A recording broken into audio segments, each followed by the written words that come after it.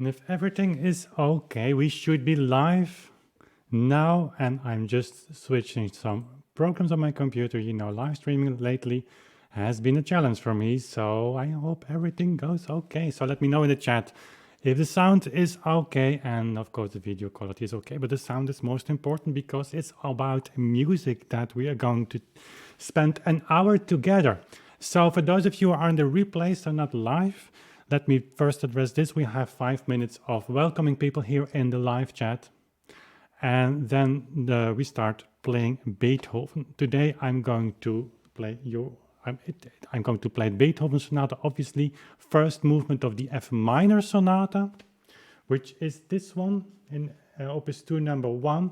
This is, and I can take this front page because it has been released from the rest of the book, not by me, but this is the original Clementi, Czerny, what I'm saying. I've recorded Clementi today. That's the reason why I'm thinking on Clementi, but that's the Czerny Simrock edition. That's his last edition, actually. I was playing from this edition last week as well. And I would love to have all of those editions because they contain some original fingerings by Czerny. And I think this might be the prime source for Beethoven if you want to reconstruct his original ideas. So I'm seeing myself here on the tablet, which is not so easy for me. So it's a little bit distracting. So anyway, I'm going to share with you as a start. Again, last week, in fact, was the official start of our Beethoven project that I have some news about, but that's for another time. So preparing the recording sessions for Beethoven will be a 10 years program, actually, because there are a lot of works to be recorded. And last week we started with the Adagio. So as for last week, also today, this week's F minor first movement of this sonata is not finished. I'm going to play it for you anyway. So we are all here in the midst of searching for the right sound, so to say, authentic sound if possible, but that's a big challenge on this Frenzel circa 1820 Viennese pianoforte. That was a gift from Lorenz Gadiant, as you will remember. We have some videos made on that. So say hello to some people here in the chat before we continue. Thomas here, and I see he can listen to us but not reply in the chat anymore. Anya, for those of you who don't know, that's my wife. She's following these live streams as often as she can. And she's also moderating the chat. So if you have questions, he will note those down because I cannot watch constantly on the live chat because it will be too distracting for me, obviously. My computer is too far away. Darwinian pickles. The sound is perfect. Thank you so much for saying that. My blood pressure is going down now again. Now, seriously, these live streams have been keeping me busy because we wanted to increase the level up, actually, the quality, which hopefully we did. But it took a lot of time and we're not finished yet. So there were other problems before we started the stream, but that's not relevant for this subject. Mark is here. Yeah, we live in Belgium, as Anya said, where it was not raining today, the sun was shining. Turan is here, as always, that's great. Roman, great to see you. Then you have Wolfgang Amadeus Mozart. That's great, what an honor to have you here.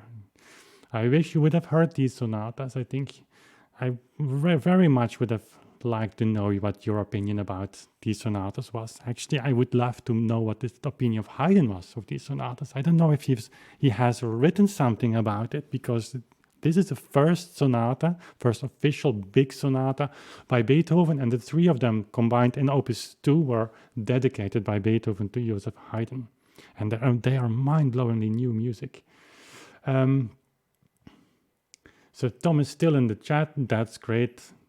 My aunt Rita is here. Good evening, everybody. Good evening to you. Mikael is here. Great. And then GI555I and so on. Okay. And then Harry. Peter Terrell is here. Thomas Manton. Great. Okay. So we are exactly 5 minutes and let's dive into some music. So what I'm going to do is play this piece for you as I feel it should be played now. Then afterwards, of course, we're going to check if I was a good student of Czerny, so I checked the tempo. This is a challenging piece. All parts are that except the minuet. That's very natural for everyone, I think, to play that in double beat.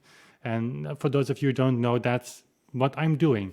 So I was once recently discussing with someone about the fact double beat, single beat, and so I made up my mind. It's not theoretically all settled. The circle is almost full, I would say, but or round in the so-called proof for double beat, but there are way too many metronome numbers that simply make no sense. So I made up my mind, just simply try everything in double beat. And so far, it has been a wonderful journey of which I've met much shared with you. This piece, first movement, second movement, and last movement is challenging. The last movement, I would say, the most. There you get a completely new piece. The first movement is different than often played. But we'll go through that in a minute after I play it. I just wanted to warn you up front if you've never heard this piece in double beat or kind of double beat, because I don't know for sure what my tempo will be, then you might be in for a little shock. But that's fantastic, isn't it? Because we are entitled, all of us, to experiment with this music without hurting anyone. That's the great thing about music. I'm going to be brave now and kill this microphone or mute this microphone, which might be not so challenging after all, because it might cause some strange sounds with the piano. I will turn it on. I should remember to turn it on later. So now 5 minutes Beethoven.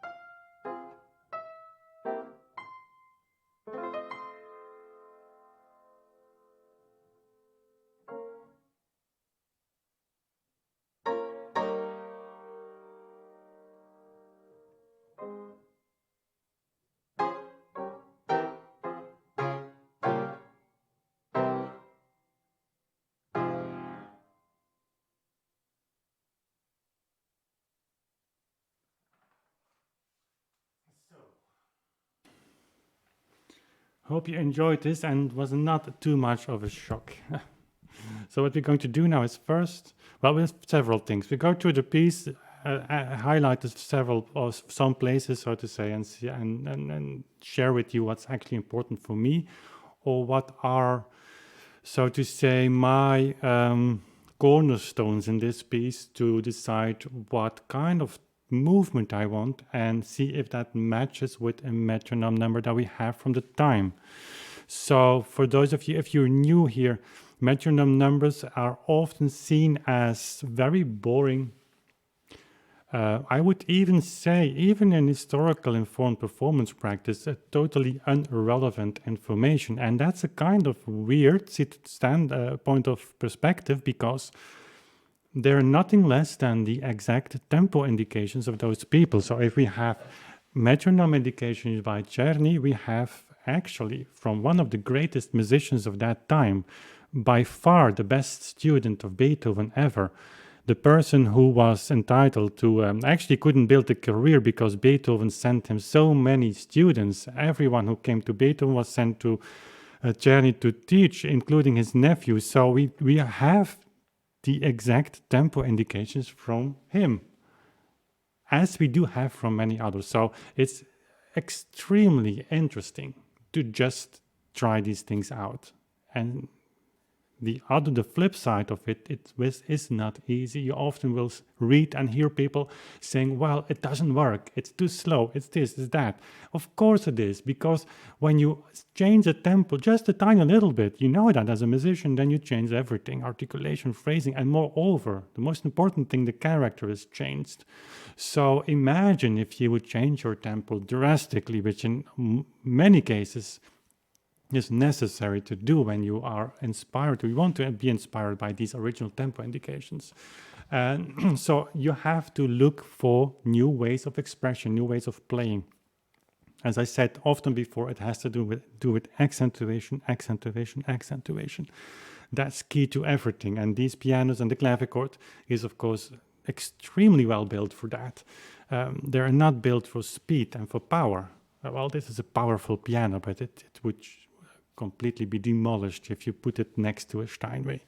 But that's not the point of this video. So we go to some places here. Let me see in the chat if there is something that is burning on your mind I can take with me. Andre is here, John is here. That's also always great to see you guys.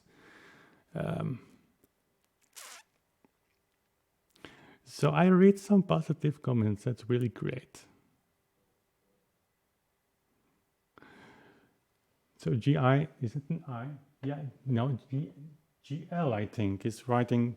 One of the goals is to purchase my course. That would be great. I will be updating that course later this year, and don't be afraid to buy it. You will have a discount then later. What I will do just in between brackets is make an online course, not an online course, actually an actual course for 6 or 10 people as a tryout, so that we would meet weekly through video call, where you have some videos during the week or 2 weeks if the lessons are a little bit of length, and then we discuss in group together when you have gone through those lessons. So, but that's the plan for later. Let me just start by checking my tempo. Maybe I'm talking to myself that I was following Czerny and I didn't at all. So of course I tried to piece several times, but it is sometimes challenging to keep a certain tempo. Let's just check.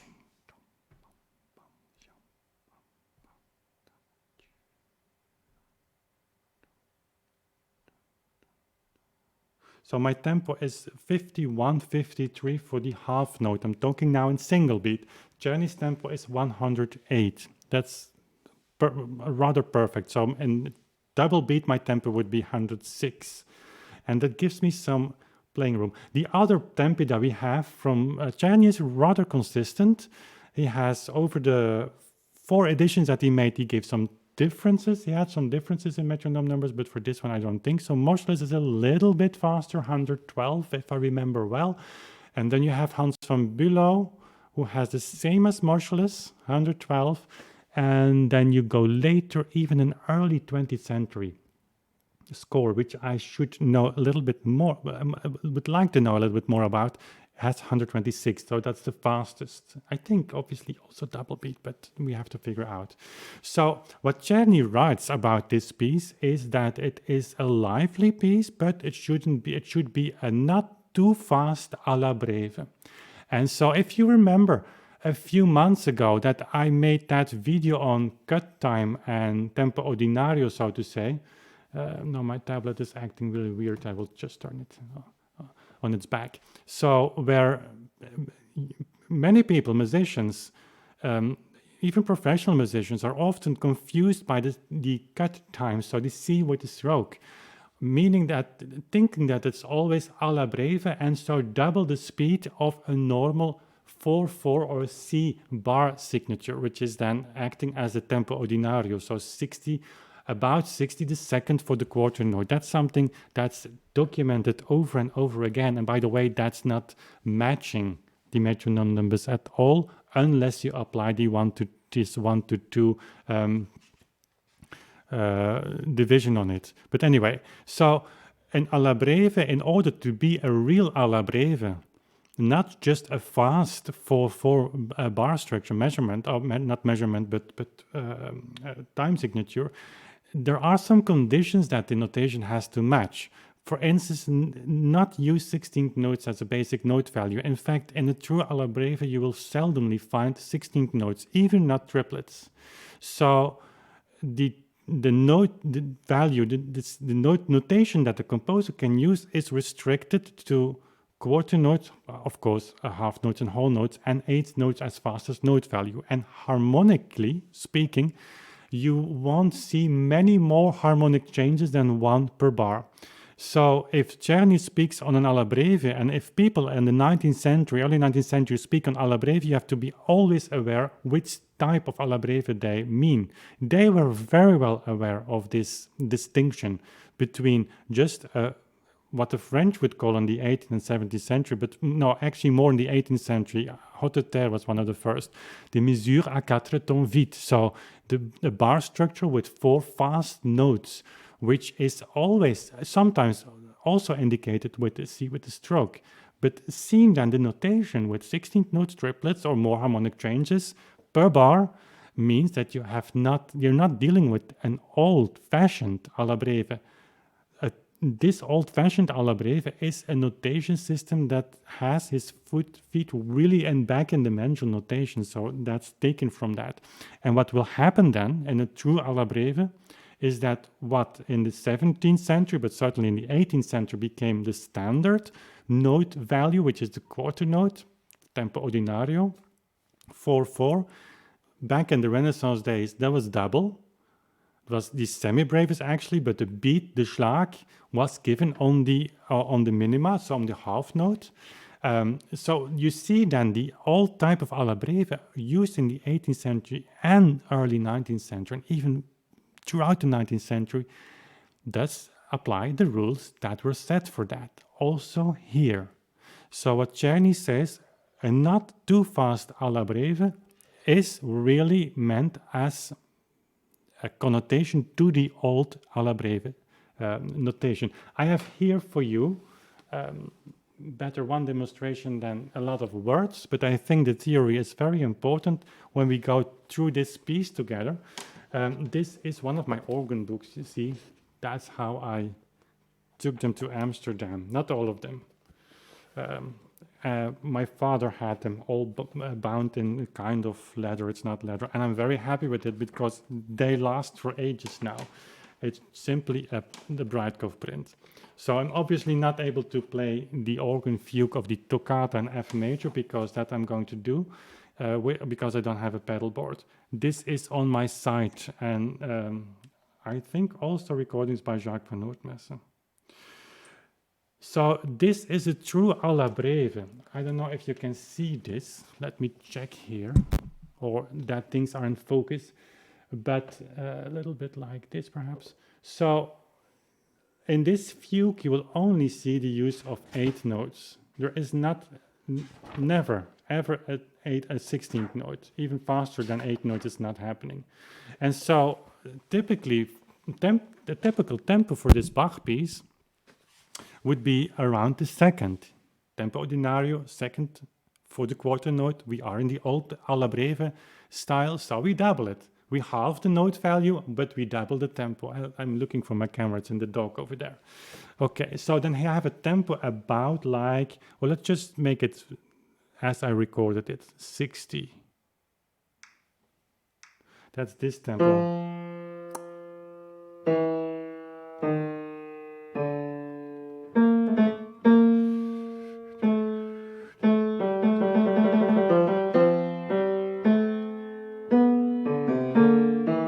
So the speed of the quarter notes, crotchets, is this. They match exactly the speed of 8 notes. I was thinking on the English name of 8 notes. I should learn this. And I promise I do in the future, because I know sometimes it's confusing, but I use the American name. So the 8 notes, they match exactly the speed of 8 notes in 4/4. But why are people using, or were using, this alla breve?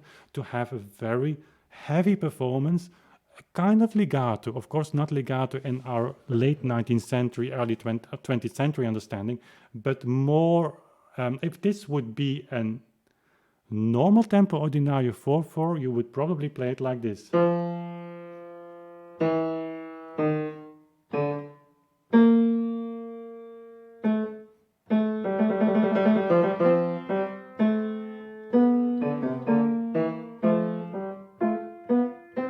But it's not.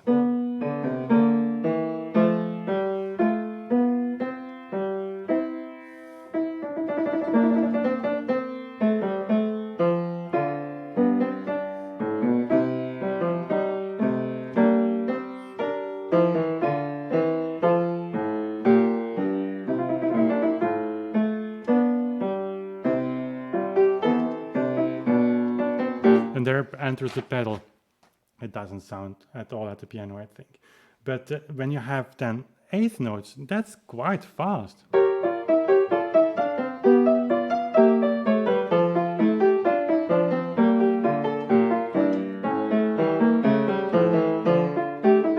So ta ta ta ta ta ta ta ta ta. So that's a normal alla breve tempo in the time of Bach. Now, we are here at 60 for the half note. And if you once would follow the score with just a fugue, you would be surprised how fast it is, because when reading the notes, it's very strange to see that speed connected to a quarter note. But imagine well that what we typically hear in performances like in this piece particular or another really alla breve pieces, not to mention the Hammerklavier Sonata, first movement, is not really double because that's really fast, but it's about double of that. And that's my point always. That's my point of departure way before the metronome numbers. There's no way that the same similar notation being described in the same way early 19th century as it is described in 1730, that the tempo doubled. It has obviously, I think, to do with the metrical interpretation of the metronome numbers. Okay, so what does Czerny mean now? So he has 108. If we translate that in single beat, it's 54 for the half note. You see, 50 for half note, 60 for that fugue, which you can also play in 56. I mean, it's about the same, but you could say it's not too fast, nicht zu schnellen, like Czerny writes, alla breve. And that's correct. If the tempo 108 half note would be correct, then it would be a double alla breve tempo. But we're not discussing that. So we start from the point that it's double beat and we see the consequences. And so 108 is indeed a nicht zu schnelle alla breve. And I think these connections between Bach and Beethoven, or Mozart, whatever, but Bach and Beethoven, that's a symbolic connection, I would say, is unbelievable interesting. And that's very seldom made. So 108 is... You can even with this tempo hear the Bach fugue.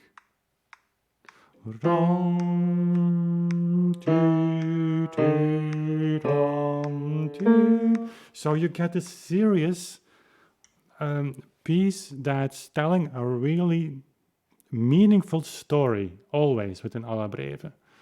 It will never actually be a very light, lively piece. So here as well, tom, pam.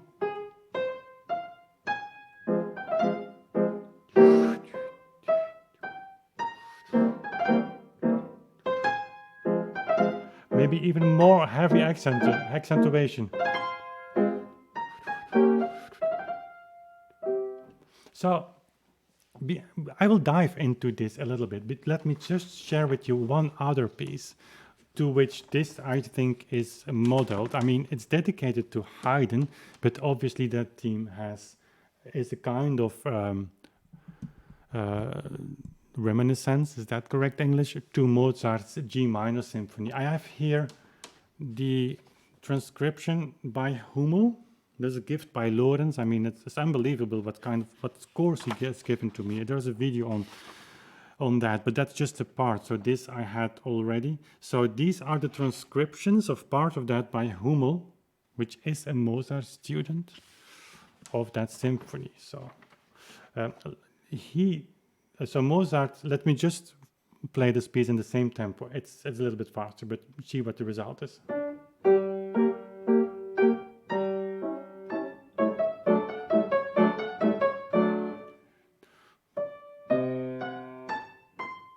So that would be the tempo and the same tempo as Czerny describes as a not too fast alla breve, but here Mozart writes Allegro assai, so a fast alla breve, and Hummel gives us the metronomization of 152, which in double beat is like this.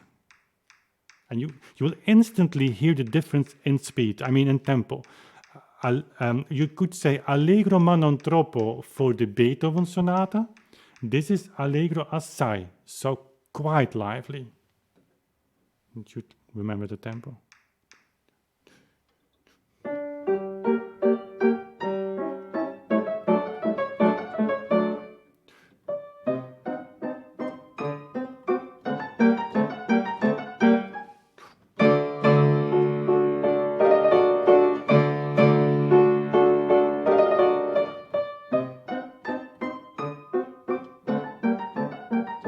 So obviously the double, if you don't believe, it's not a belief, but anyway, in double beat.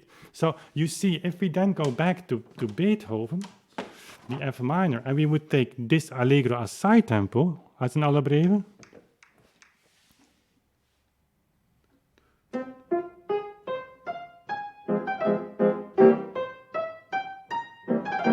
You see the enormous difference. Of course, it's from 108 to 152. Remember, in double beat, if you would like to apply this in single beat, this is double, and people underestimate how much faster double in speed is. That's really a lot. It's not like having $1 or euro and double it to 2 now. It is not logarithmical, but it feels like that. But anyway, so this would be Allegro assai, but it's Allegro. And Czerny adds to that, not too fast Allegro. Of course, that's his description. We cannot ask Beethoven. And suddenly this piece feels at the beginning a little bit slow, but listen to the character, F minor.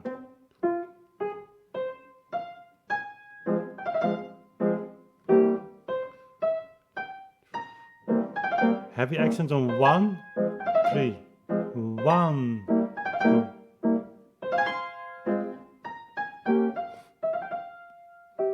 And then you come to certain passages like this. I don't know if you see that, the camera will not focus.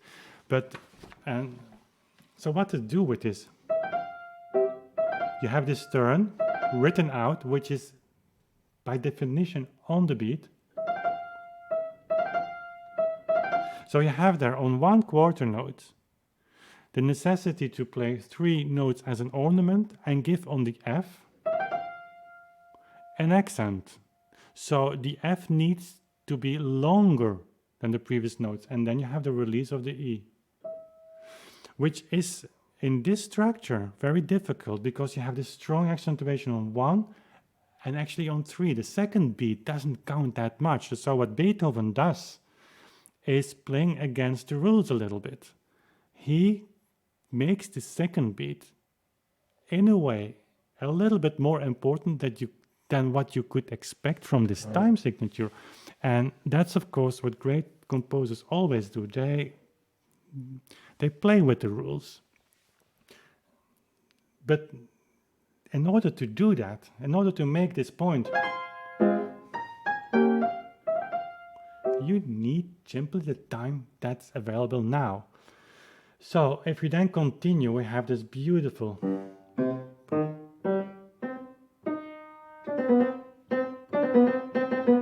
there is a noise on the piano, but there are always noises here. It's a 2-century old piano. And here, he gives an accent on this note. I think it's from Czerny.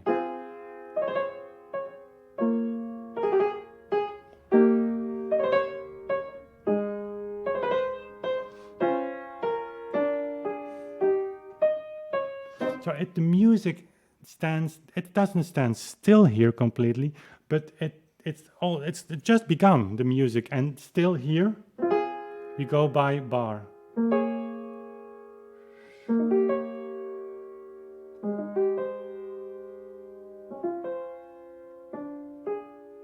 And then there comes a little bit of movement harmonically. Forte and then up.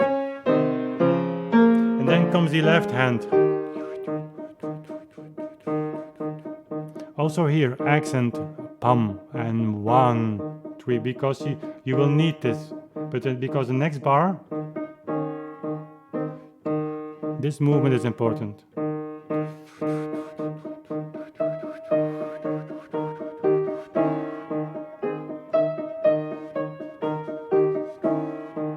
So you need to continue this cha-dum, pam, pam, pa-dum, pam, pam, ta.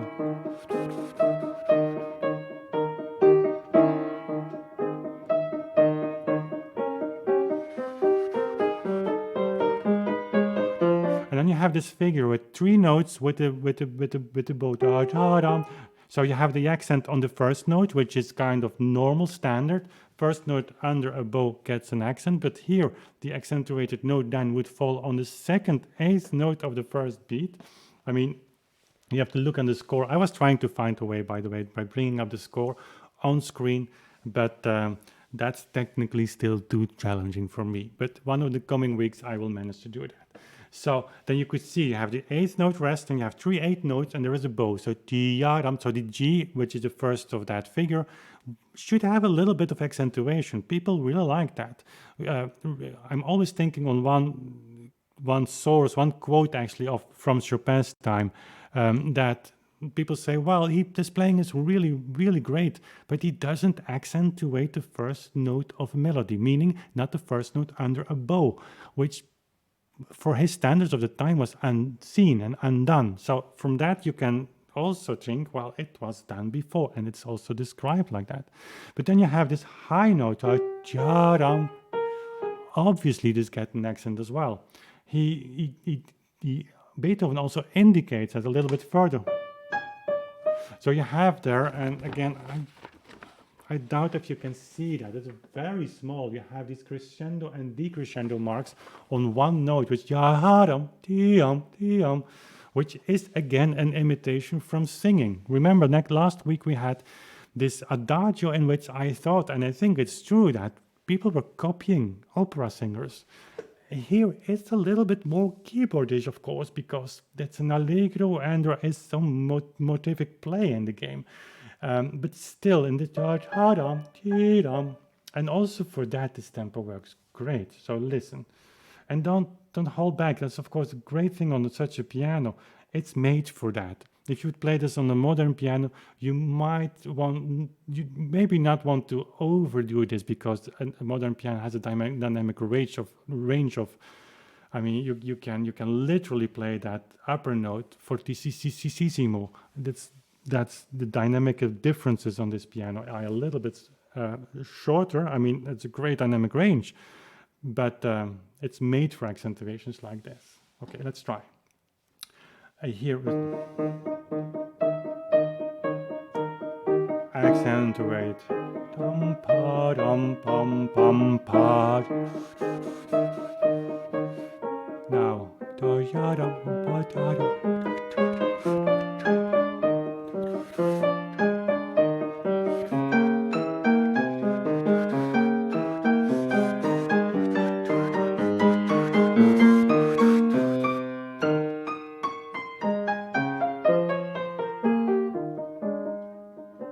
So you build this tension up to this explosion where you're in the bass. Suddenly, he quits there, the kind of perpetuum mobile with the 8 notes, and then comes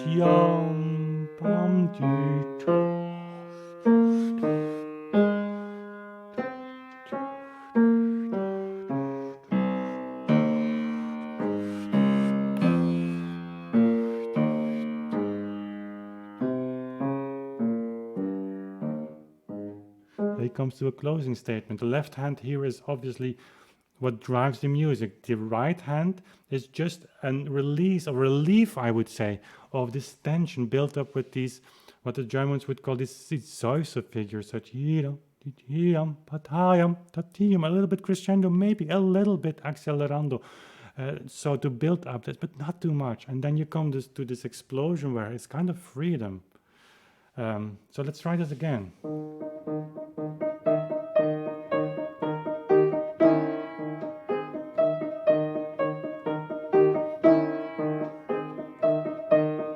Here it starts. 1.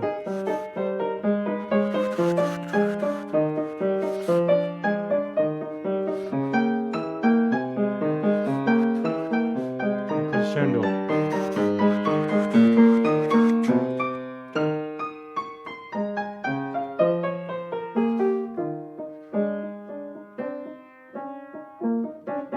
How beautiful is this? So suddenly piano.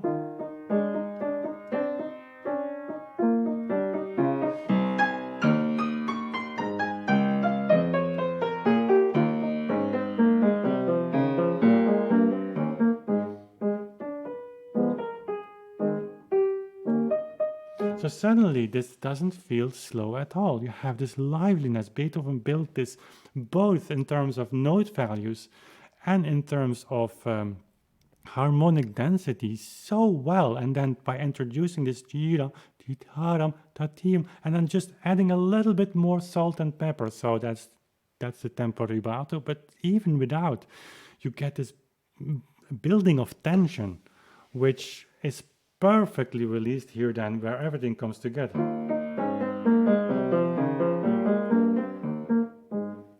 And then there's the opera singer.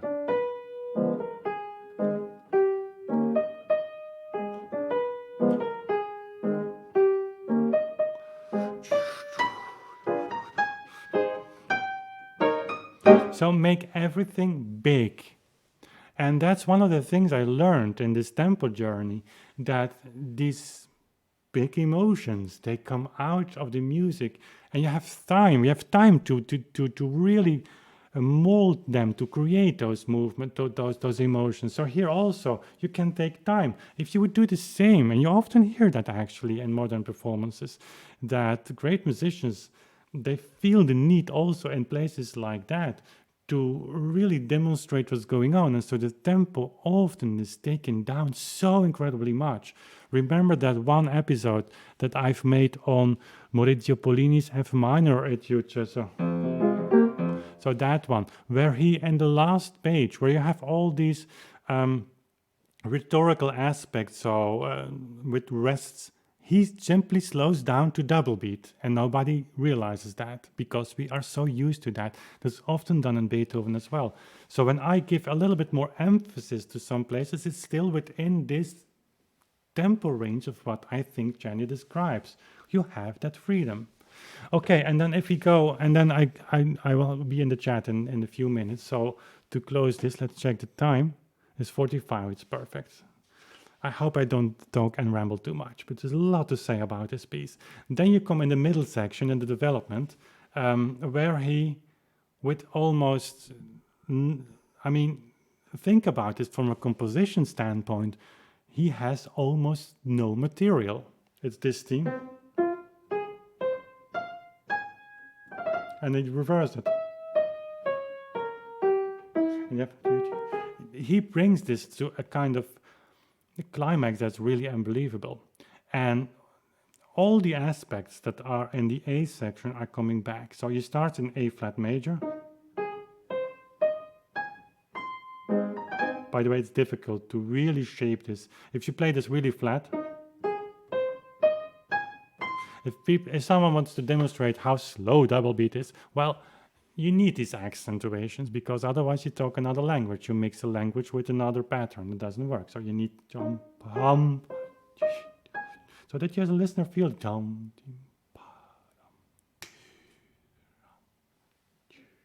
And once you are in this flow of this movement, you don't want to, you never want to change anymore.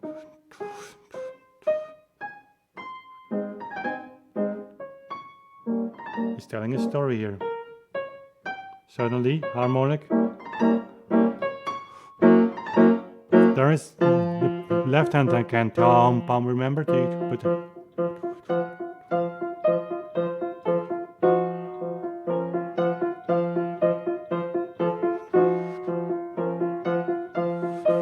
Again.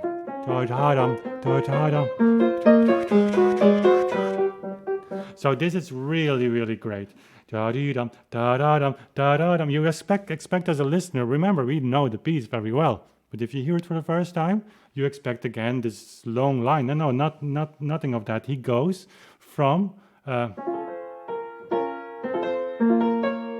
then suddenly, so he goes to C minor, which not, I mean, it's not so strange, but the way he does that is remarkable, I think.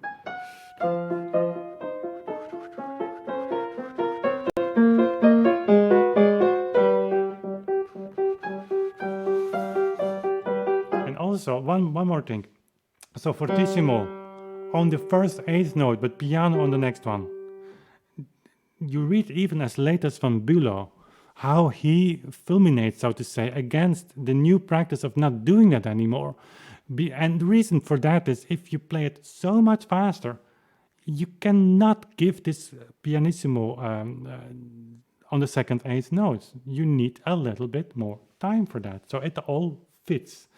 Not wanting to prove my point harder than it is, but I'm just sharing with you what convinces me personally. If I play and practice through those pieces, it just simply makes sense. It is as if the music is composed on that movement. And that's an understatement, of course.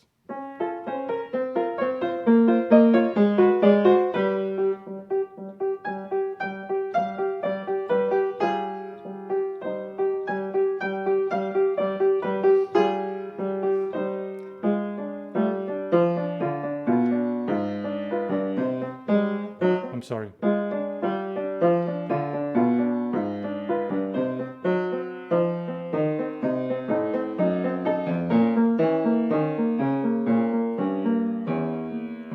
F,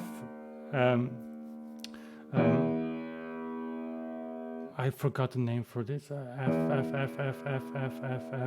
It's not an F. It's a half tone lower than F. FB, so to say, to E.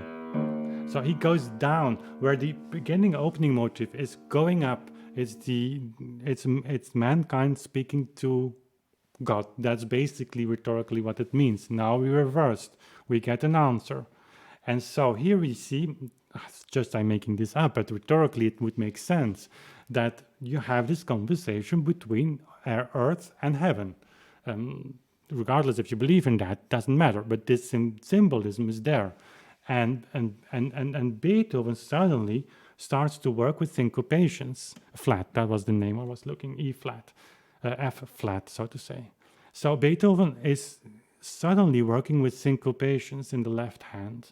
And just by giving the right accentuation, which is extremely hard. Also, I mean, I'm not ready with that. To really balance this out, you get this kind of eternity. And in the midst of that are the eighth notes, tira, tira, to keep the movement going on. And suddenly, these 8 notes are such a big contrast with the rest. So just listen. I'm not using sustaining pedal here in the piece, by the way.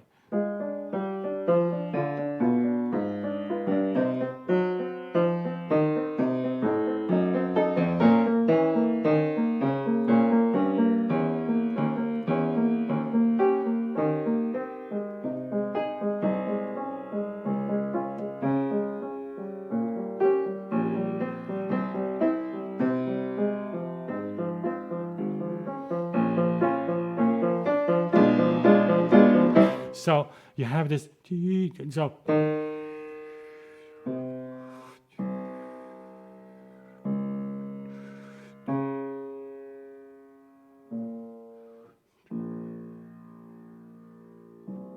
so there's a group of 2 notes every time. So every second note has an accent, sforzando. The right hand is merely listening to the left hand, and then suddenly it goes down an octave, and then an octave up. It's again reaching out to the higher level. And so let me do it again. It's one of the most beautiful moments in music history. I mean, with Beethoven, you have a lot of those moments, but this is for me. And I was thinking on this a lot and struggling with it a lot when I just first actually really was serious about implementing the tempo of Czerny. I said, what to do with this? And suddenly in the clavichord, you can find my recording of the F minor sonata. I think it's a little bit faster than this, but on the clavichord you don't have these long notes. It makes that. I mean, you can do that. And if I would redo that on clavichord now, I would take the experience from the piano to the clavichord, because now I understand.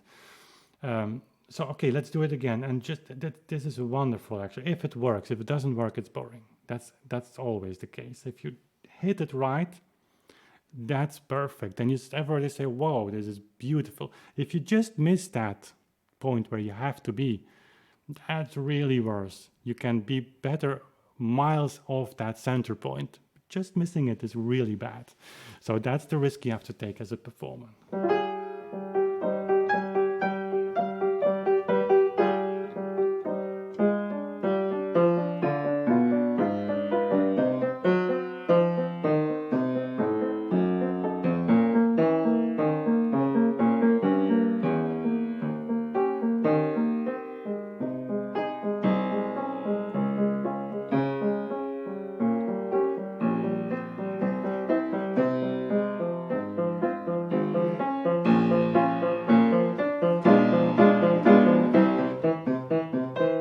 And then comes this anxiety, because the anxiety is maybe not the right word. I don't know if it's positive or negative what comes, because there is, again, a kind of relief. But this leads to something that you don't know what it is. There is a symbiosis. Symbiosis, that's what we say in Dutch. I think the same word in English. Here, between what's going on. I mean, this tension, this eternity eternal feeling. It couldn't last forever. So here is really an explosion of energy, which is illustrated by the left hand, the eighth notes that I think take over the movement more in a little bit more accentuated way, of articulated way, and the left hand, the right hand, is making dee-dum, dee-dum, so building up this tension again in the same way, but then with quarter notes, and then we come to the final point, which is the bridge to the re-exposition, so to say.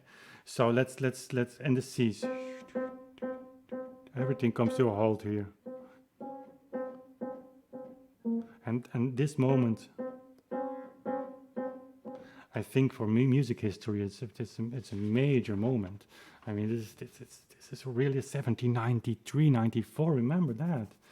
It's like there is a generation in between Mozart and Beethoven here.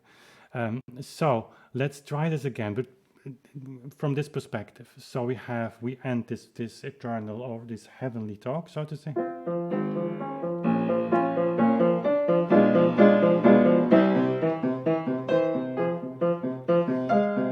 Left hand is joining the right hand.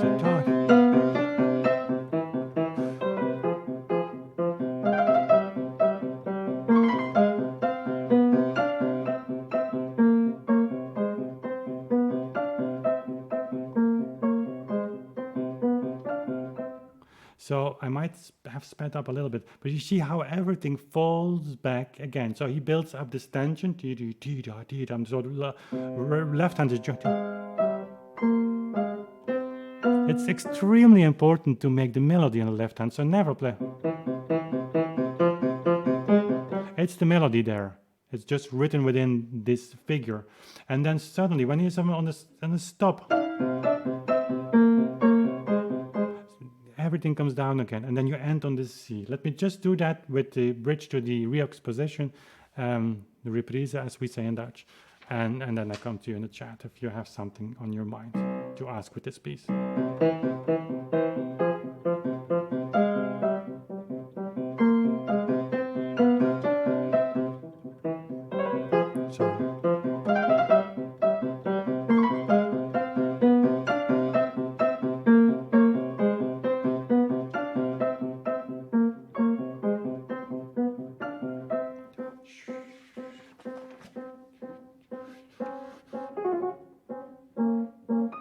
Crescendo only in the right hand.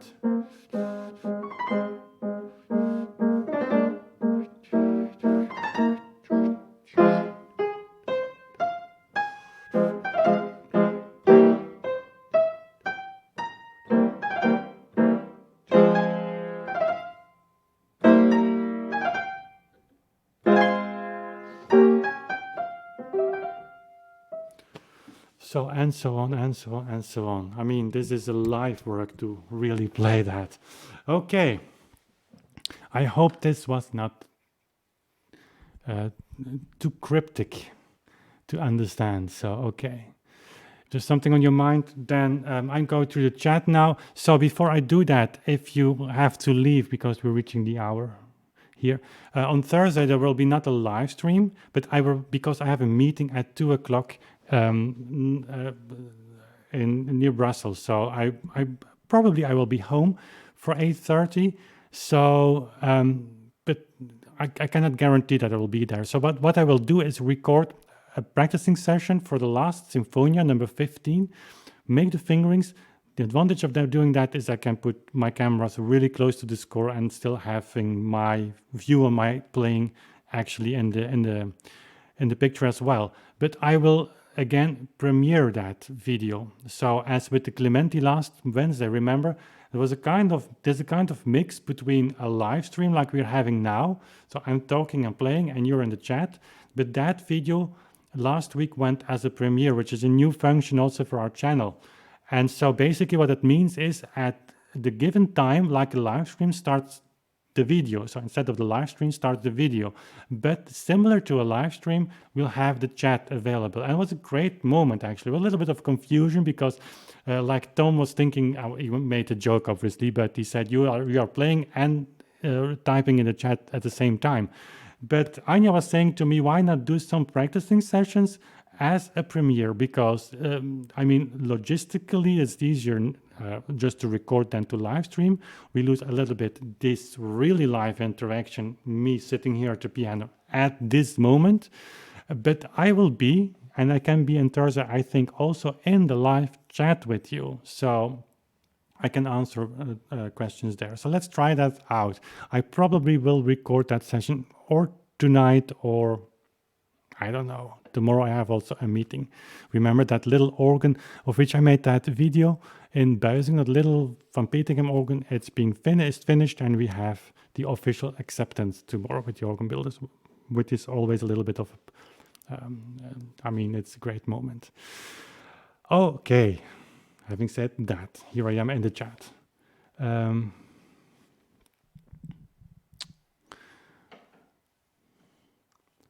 Just reading out loud now. Jason writes, it was interesting when we mentioned last live stream about musicians who think in terms of harmony of figured bass.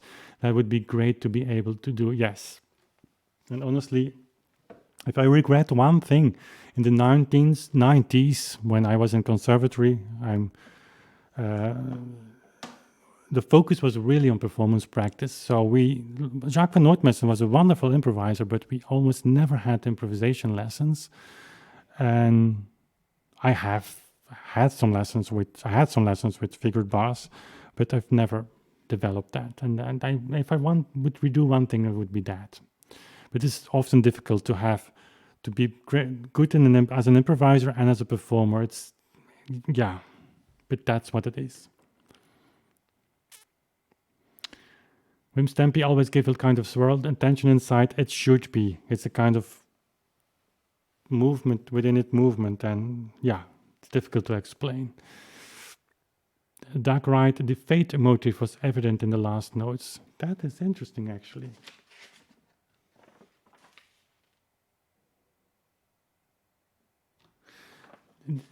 If you can clarify that to me, Doug, do you mean these C's here? Tom, tom, pom, pom, pa, tom, pom.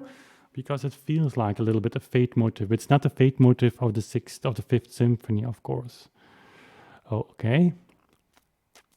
There is about 30 or 40 seconds lagging between the live stream, me talking, and you seeing me talking. Because I put all the elements of the live stream on maximum safety, as you can imagine.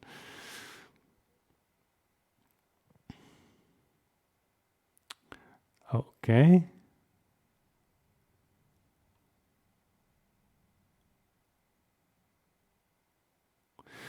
Okay, guys. I think we reached the hour and my kids will be starving from hunger. I think, no, just kidding. It's 6 o'clock here and we eat between 6 and 7. So they will come downstairs in a minute and the 3 beats followed by a 4th. Okay, I see. That was the answer to my question.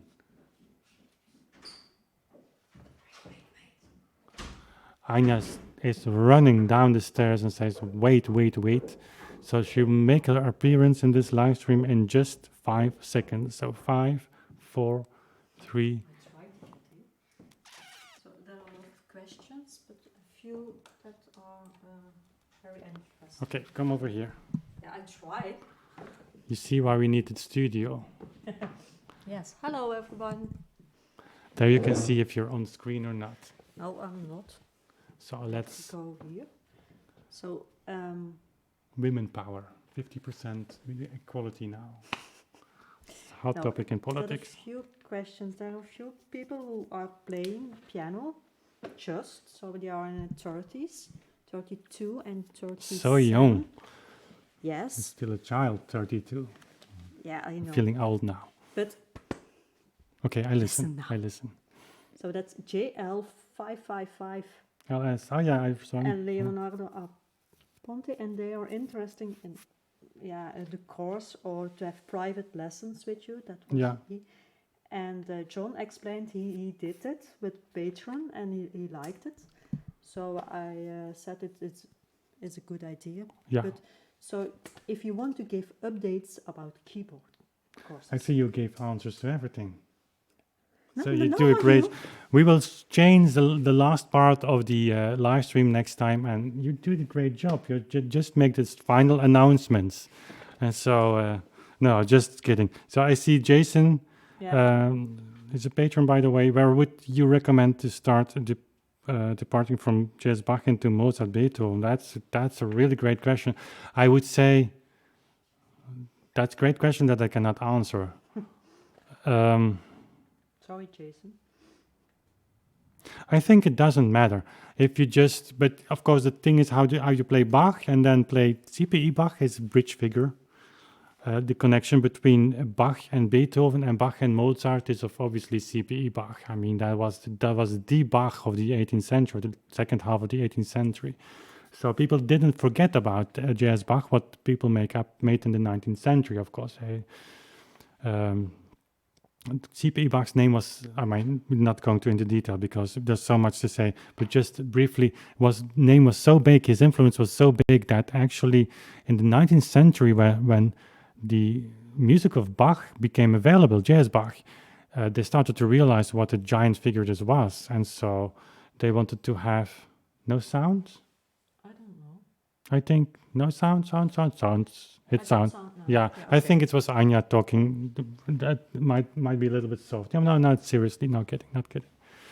And so C.P.E. Bach is a great source to start, and then just match things. I mean, play a C.P.E. Bach Allegro and then go to Mozart Allegro and see what happens, and ask yourself what kind of notation fits notation, because when Mozart writes an Allegro, he fitted in the tradition of his time. No, make no mistake. There was a tradition of notation. People wanted their music to be understood well, and so that's great thing to start. And then go to a Beethoven sonata or Beethoven piece and just find the piece that you're playing and put that next to that Bach piece and see if tempo fits. Of course, not 1-to-1, but you get my point. And so you start building this one. I would say, I'm looking for the translation of the word verzameling, which is Dutch, but I don't know, find it. So this one unity, I would say, it's not one place. You put all these pieces in and you see what the relationship is between. And that's a great start, always been for me. And Jack, did Beethoven ever wrote pieces for harpsichord? Well, and these early ones have often been published as being for harpsichord or piano. But you could say harpsichord, that was just a typical instrument of the time. The harpsichord was still there, end of the 18th century, as was the clavichord. It's not very clear when the Germans at that time use the term harpsichord or cembalo, what they exactly mean. They could just mean for instance, the C.P.E. Bach writes Württemberg sonatas for cembalo. It's obviously meant clavichord. What he did is being very chic. I mean, Italian language was all over the place at the time, as was French. Remember, in those days, the Germans were really not dominated, but culturally still dominated by the French and the Italians.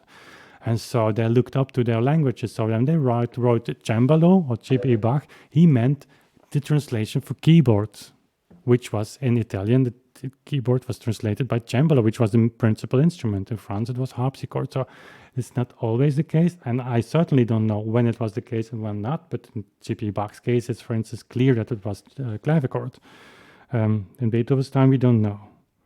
There has been done no study to that, because people still think that the clavichord was not meant for such music, which is not true. So I don't think personally, to end this point, that Beethoven really wrote for the harpsichord. You have so many accentuations and dynamic differentiations that you need to make. So he was a clavichord player also. The harpsichord was the orchestral instrument to keep the orchestra together. And so concerning the classes, I'm thinking on that. So the course, I think, is that I have online is 2 years old now.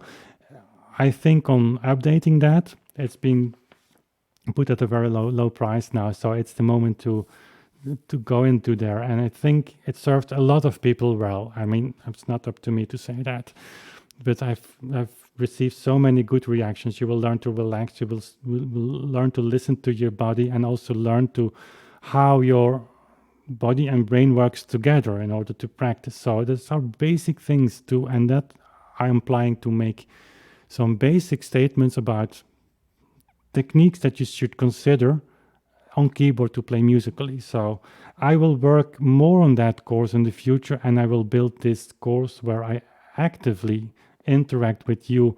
Of course, as John said, the private lessons are possible, but they might be expensive. Through Patreon, I'm doing that. That's the last tier level. But bringing together 6 or 10 people over the course of 6 or 8 weeks, where we meet once a week, and you get lessons from me that you have to work on during the week, that we discuss after that week. We went through video labs in this with Tim Schmoyer, which is a beautiful, a nice, great YouTube channel. And Tim is a wonderful a teacher. 10 weeks, and we've learned so much about this YouTube thing that I think... Yeah, and you get a community with those people. Yeah, so, that's also, yeah. Like world tonguing and a few more. You build a community on Facebook then, and yeah, you get to know people that are like you, and so that was a wonderful experience, and I want to copy that. So need some time for that, but that's in the pipeline. The octave width, Joe, I think you asked that in the video, in one of the recent videos. I've given you that. It's 116. It was interesting for me to measure the octave width. So that's basically the width from the C until the end of the B, so to say. It's 160 millimeters. It's exactly the same as my clavichord. The IRR is 166, so 6 millimeters wider, and that's a lot. So you will miss a lot of octaves when you're not used. I would miss a lot of octaves going back to the IRR. Okay. Joseph, sorry I'm late. That's not the problem. That's the matter with his live streams. So the video will be up in a few minutes on YouTube. And while John and some other people and Tom are discussing some great food, which I would be happy to come over to join together with you, but Mexico and the United States are a little bit far from Belgium as we speak. I think we cook better myself now. What are we going to eat?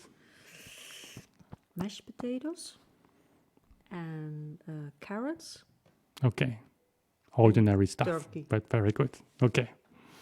Yeah, what would you want? Dark millimeters or metronomic marking? No, millimeters. Okay. Guys, thanks for watching. Hope you like this. Don't forget to subscribe if you haven't done so already. I guess all of you have been subscribed. Thumbs up for this video, because it's going to act as a normal video, and YouTube wants you to interact. So fire all the comments you can in the chat, and not only in the chat but also in the comment section on YouTube. And if you would like to support the things we're doing, it would be great if you just hover over to our Patreon site once. It's from $1 a month. We are reaching the number of 90 patrons, which is awesome. Okay, come over all to eat with us, but Anja is a wonderful cook, really. Okay, see you later. Bye. See you next time. Bye.